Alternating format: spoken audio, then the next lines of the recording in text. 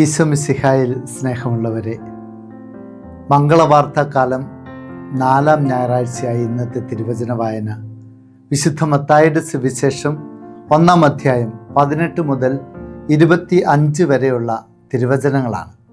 മത്തായിയുടെ കാഴ്ചപ്പാടിൽ ഈശോയുടെ ജനനം അവതരിപ്പിക്കുന്ന ഒരു ഭാഗമാണിത്. മത്തായിയുടെ സുവിശേഷം നമ്മൾ വായിച്ചു തുടങ്ങുമ്പോൾ ആദ്യമേ തന്നെ ഈശോയുടെ വംശാവലി അവതരിപ്പിക്കുന്നത് നാം കാണുന്നുണ്ട്. ഈശോ ആരായിരുന്നുവെന്ന് ഈ വംശാവലിയിലൂടെ സുവിശേഷകൻ അവതരിപ്പിക്കുകയാണ്. അതിനുശേഷം ഈശോയുടെ ജനനം എപ്രകാരമായിരുന്നുവെന്ന് 18 മുതലുള്ള തിരുവചനങ്ങളിലൂടെ മത്തായി പ്രഘോഷിക്കുകയാണ്. നമുക്കറിയാം, മത്തായി ശ്ലീഹായുടെ സുവിശേഷത്തിൽ ഈശോയുടെ ജനനം ഈശോയുടെ വളർത്തുപിതാവായ യൗസേപ്പിൻ്റെ കാഴ്ചപ്പാടിലാണ് അവതരിപ്പിക്കുന്നത്. ലൂക്കായുടെ സുവിശേഷത്തിൽ ഇത് മറിയത്തിൻ്റെ കാഴ്ചപ്പാടിലാണ് അവതരിപ്പിക്കുന്നത്. 18 മുതലുള്ള തിരുവചനങ്ങളിൽ ഇപ്രകാരമാണ് പറഞ്ഞു വെച്ചിരിക്കുന്നത്. യേശുക്രിസ്തുവിൻ്റെ ജനനം ഇപ്രകാരമായിരുന്നു. അവൻ്റെ മാതാവായ മറിയവും ജോസഫും തമ്മിലുള്ള വിവാഹ നിശ്ചയം കഴിഞ്ഞിരിക്കെ അവർ സഹവസിക്കുന്നതിന് മുമ്പ് അവൾ പരിശുദ്ധാത്മാവാൽ ഗർഭിണിയായി കാണപ്പെട്ടു. മറിയത്തിൻ്റെയും ജോസഫിൻ്റെയും വിവാഹ നിശ്ചയം കഴിഞ്ഞിരുന്നു എന്നാണ് ഇത് തെളിവാക്കുന്നത്. വിവാഹ നിശ്ചയത്തിനും സഹവാസത്തിനുമിടയിൽ യഹൂദ ദമ്പതിമാർക്ക് 1 വർഷത്തെ സമയം വരെ അനുവദിച്ചിരുന്നു. ഈ കാലയളവിൽ അവർ തമ്മിൽ ശാരീരികമായ ബന്ധം ഉണ്ടായിരുന്നില്ല എന്നാണ് കരുതപ്പെടുന്നത്. അതിനർത്ഥം വിവാഹ നിശ്ചയം ചെയ്തിരുന്ന ഒരു സ്ത്രീ പുരുഷനുമായി സഹവസിക്കുന്നതിന് മുമ്പ് ഗർഭിണിയായി എന്ന് പറഞ്ഞാൽ അത് വ്യഭിചാരത്തിന് തുല്യമായിട്ടാണ് യഹൂദ ജനത കരുതിയിരുന്നത്. വ്യഭിചാരത്തിന് അതികഠിനമായ ശിക്ഷയായിരുന്നു നിലവിലുണ്ടായിരുന്നത്, കല്ലെറിഞ്ഞ് കൊല്ലപ്പെടുക എന്നുള്ളത്. വിവാഹ നിശ്ചയം കഴിഞ്ഞ മറിയം ഗർഭിണിയായി എന്ന് കേട്ടപ്പോൾ യൗസേപ്പ് പിതാവ് അസ്വസ്ഥനാവുകയാണ്. കാരണം യൗസേപ്പിനറിയാം താൻ കാരണമല്ല ഈ മറിയത്തിൻ്റെ ഗർഭധാരണം എന്നത്. എന്നാൽ രക്ഷാകര പദ്ധതിയിൽ ഈശോയുടെ ജനനത്തിനായി അവിടുന്ന് തിരഞ്ഞെടുത്ത മാതാവായ മറിയത്തിൻ്റെ ഗർഭധാരണം ദൈവികമായ ഇടപെടലിലൂടെയാണ് എന്നത് വ്യക്തമാണ്. ഈശോ മറിയത്തിൽ നിന്ന് ജനിച്ചതുകൊണ്ട് പൂർണ്ണ മനുഷ്യനും ദൈവിക ഇടപെടലിലൂടെ ജനിച്ചതുകൊണ്ട് പൂർണ്ണ ദൈവവുമാണ് എന്ന് സുവിശേഷകൻ തെളിയിക്കുകയാണ്. പൂർണ്ണ മനുഷ്യനും പൂർണ്ണ ദൈവവുമായ ഈശോ മിശിഹ ദൈവത്തിൻ്റെ ഏകജാതനാണ്. ഇന്നത്തെ സുവിശേഷത്തിൽ യൗസേപ്പിൻ്റെ നാമത്തെക്കുറിച്ച് കൃത്യമായി പറയുന്നുണ്ട്. യൗസേപ്പ് എന്ന നാമം ഹീബ്രുവിൽ യോസെഫ് എന്ന പദത്തിൽ നിന്നാണ് വരുന്നത്. യോസെഫ് എന്ന ഹീബ്രു പദത്തിൻ്റെ അർത്ഥം വർദ്ധിക്കുന്നത് എന്നാണ് അർത്ഥം. വർദ്ധിക്കുന്നവൻ. ഈശോയുടെ വളർത്തുപിതാവായ യൗസേപ്പിൻ്റെ ഓർമ്മ രക്ഷാകര ചരിത്രത്തിൽ വർദ്ധിച്ചു വരുന്നതാണ് എന്ന് നമുക്കറിയാം. മറ്റൊരു വാക്കിൽ പറഞ്ഞാൽ തലമുറകളിലൂടെ ഓർമ്മിക്കുന്ന ഒരു നാമമാണ് യൗസേപ്പിൻ്റെ നാമം. ഈ യൗസേപ്പിൻ്റെ നാമവും പഴയ നിയമത്തിലെ പൂർവ്വപിതാവായ യൗസേപ്പിൻ്റെ ചരിത്രവും തമ്മിലുള്ള സാധർമ്യം നമുക്ക് കാണാവുന്നതാണ്. രണ്ടുപേരുടെയും പേര് യൗസേപ്പ്, ഒരേ പേര് പങ്കിടുന്നവർ. അതുപോലെ തന്നെ രണ്ടുപേരുടെയും പിതാക്കന്മാരുടെ പേര് യാക്കോബ് എന്നതാണ്.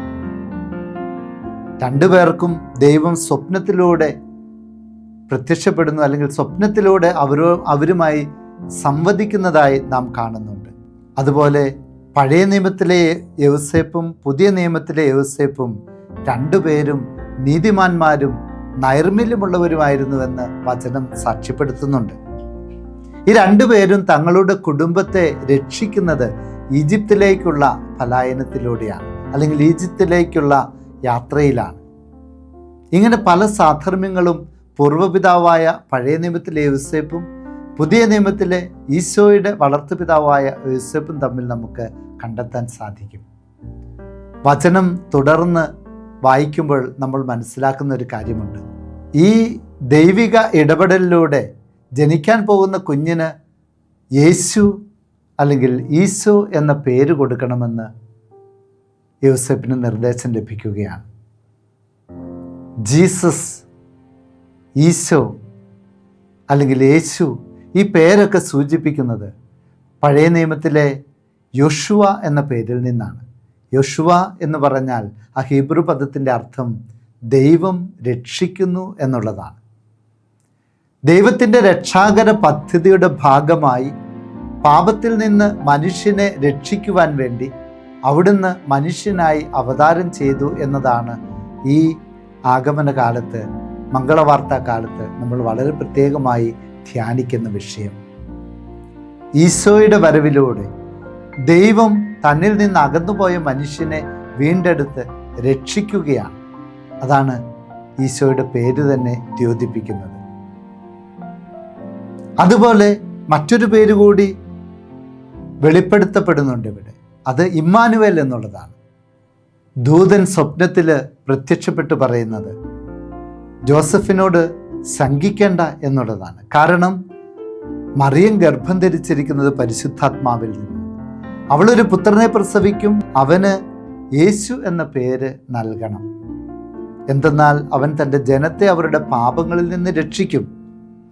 കന്യക ഗർഭം ധരിച്ചൊരു പുത്രനെ പ്രസവിക്കും, ദൈവം നമ്മോടുകൂടെ എന്നർത്ഥമുള്ള ഇമ്മാനുവേൽ എന്ന് അവൻ വിളിക്കപ്പെടും.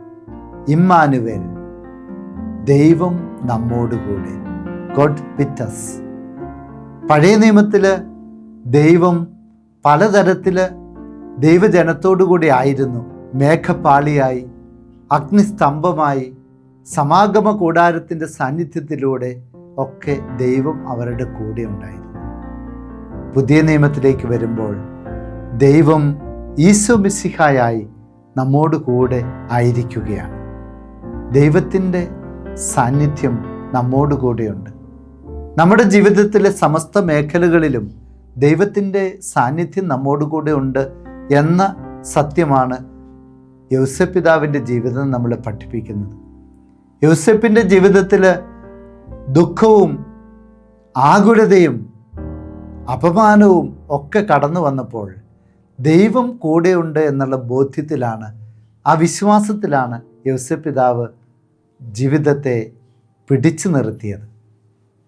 ദൈവത്തെ അനുസരിക്കുന്ന യോസേപ്പിൻ്റെ മാതൃക, രക്ഷാകര പദ്ധതി തന്നിൽ സംഭവിക്കണമെന്ന് ആഗ്രഹിക്കുന്ന ഏതൊരു മനുഷ്യനും പിന്തുടരേണ്ട മാതൃകയാണ്. സ്വന്തം ആകുലതകൾക്കും ആകാംക്ഷകൾക്കും ആഗ്രഹങ്ങൾക്കും അപ്പുറത്തേക്ക് ദൈവത്തിൻ്റെ ഇഷ്ടം, അവിടുത്തെ പദ്ധതി സ്വജീവിതത്തിൽ യാഥാർത്ഥ്യമാകുവാൻ വേണ്ടി സ്വയം വിട്ടുകൊടുക്കുന്ന യോസേപ്പ് പിതാവിനെ പോലെ അനുസരണത്തിന്, ദൈവഹിതത്തിന് കീഴ്വഴങ്ങുന്ന മനുഷ്യന് ആത്യന്തികമായ സമാധാനവും സന്തോഷവും കണ്ടെത്തുവാൻ സാധിക്കും. ഇന്നത്തെ ദിവ്യബലിയിൽ നാം പ്രാർത്ഥിക്കേണ്ടതും മറ്റൊന്നിനും വേണ്ടിയല്ല, നമ്മുടെ ജീവിതം ദൈവത്തിൻ്റെ പദ്ധതിയിൽപ്പെട്ടതാണ് എന്ന് തിരിച്ചറിഞ്ഞ് ദൈവിക പദ്ധതിക്ക് കീഴ്വഴങ്ങുവാൻ, തിരുമനസ്സാകുവാൻ, അവിടുത്തെ തിരുമനസ് അനുസരിക്കുവാൻ നമ്മൾ തയ്യാറാവുക എന്നുള്ളതാണ് ഏറ്റവും പ്രധാനപ്പെട്ടത്. യോസേപ്പ് പിതാവ് നീതിമാനായിരുന്നു എന്ന് എടുത്തു പറയുന്നുണ്ട്. യോസേപ്പ് പിതാവിൻ്റെ നീതി സാധാരണ നീതിയെ ഉല്ലംഘിക്കുന്ന നീതിയായിരുന്നു. കാരണം യോസേപ്പിന് നിയമപരമായിട്ട് മറിയത്തെ വളരെ നിഷ്പ്രയാസം ശിക്ഷയ്ക്ക് വിധേയമാക്കാമായിരുന്നു. മറിയത്തെ ഉപേക്ഷിക്കുന്നവനല്ല യോസേപ്പ്.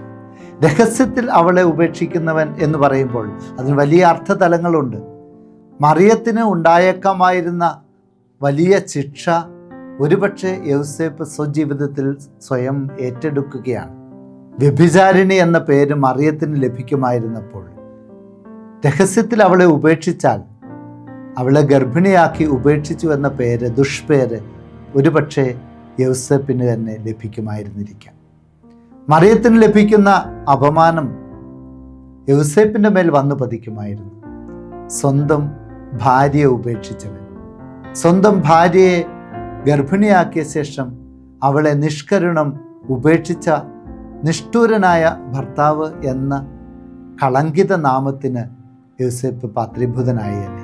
രഹസ്യത്തിൽ മറിയത്തെ ഉപേക്ഷിക്കാൻ നിശ്ചയിക്കുന്ന യോസേപ്പ് പിതാവിൻ്റെ മനസ്സ് അവളെ രക്ഷിക്കുവാനുള്ള മനസ്സാണ്. അതും സ്വന്തം ജീവിതത്തിൽ അനർത്ഥങ്ങൾ ഏറ്റുവാങ്ങിക്കൊണ്ട് മറിയത്തെ സംരക്ഷിക്കുവാൻ തയ്യാറാകുന്ന വ്യക്തിത്വം. പ്രിയപ്പെട്ടവരെ, നമ്മുടെയൊക്കെ ജീവിതത്തിൽ ചെറിയൊരു അവമാനം ഉണ്ടാകുമ്പോൾ നാമൊക്കെ എന്തുമാത്രമാണ് അതിനെതിരെ പ്രതികരിക്കുന്നത്, നമ്മളെ തന്നെ ന്യായീകരിക്കുന്നത്. സ്വന്തം കുറ്റം മനസ്സിലാക്കാതെ അത് മറ്റുള്ളവരുടെ മേൽ ചാർത്തി കൊടുക്കുന്ന മനുഷ്യരാണ് ഇന്ന് കൂടുതൽ. ആ സ്ഥാനത്ത് സ്വയം കുറ്റം ചെയ്യാതിരുന്നിട്ടും മറ്റുള്ളവരുടെ കുറ്റം സ്വയം ഏറ്റെടുക്കുന്ന രക്ഷകന്റെ വളർത്തുപിതാവായ യോസേപ്പിതാവ് ഒരുപക്ഷെ തൻ്റെ വളർത്തുമകൻ ഭാവിയിൽ ചെയ്യാൻ പോകുന്ന രക്ഷാകര പ്രവൃത്തിയുടെ മുന്നോടിയായി പ്രവർത്തിക്കുകയാണോ എന്ന് നമുക്ക് തോന്നിപ്പോയേക്കാം. മറ്റുള്ളവർക്ക് വേണ്ടി ജീവിതം സമർപ്പിക്കുവാൻ, സ്വന്തം സൽപ്പേരും സ്വന്തം ജീവിത സൗകര്യങ്ങളും ഉപേക്ഷിച്ച് അന്യരുടെ സൗകര്യവും അന്യരുടെ സൽപ്പേരും പ്രധാനമാണെന്ന് കരുതുവാൻ നമുക്കായാൽ ഈ മംഗളവാർത്താ കാലത്ത് രക്ഷകൻ്റെ പിറവിക്കായി ഒരുങ്ങുന്നവരായി നമുക്ക് മാറാൻ സാധിക്കും. യോസേപ്പിതാവ് നീതിമാനായിരുന്നതുപോലെ മറ്റുള്ളവരോട് കാരുണ്യം കാണിച്ച്, മറ്റുള്ളവരോട് കരുണ കാണിച്ച്, അവരെ സ്നേഹത്തിൽ ചേർത്ത് പിടിച്ച് നമുക്കും നല്ല മനുഷ്യരായി മാറുവാൻ പരിശ്രമിക്കാം. എല്ലാറ്റിനും ഉപരി ദൈവത്തിൻ്റെ പദ്ധതിയാണ് നമ്മുടെയൊക്കെ ജീവിതത്തിൽ യാഥാർത്ഥ്യമാകേണ്ടത് എന്നുള്ള ബോധ്യത്തോടെ വിശ്വാസത്തിൻ്റെ ആഴങ്ങളിലേക്ക് കടക്കുവാൻ ഈ ദിവസങ്ങൾ നമ്മളെ പ്രേരിപ്പിക്കട്ടെ. മനുഷ്യാവതാരത്തിന് വേണ്ടി ഒരുങ്ങുന്ന ഈ ദിനങ്ങൾ ഏറ്റവും ഹൃദയ നൈർമല്യത്തോടെ നീതിയുടെ മനുഷ്യരായി നമുക്ക് ജീവിക്കുവാൻ പരിശ്രമിക്കാം. ദൈവം നമ്മെ ഓരോരുത്തരെയും സമൃദ്ധമായി അനുഗ്രഹിക്കട്ടെ.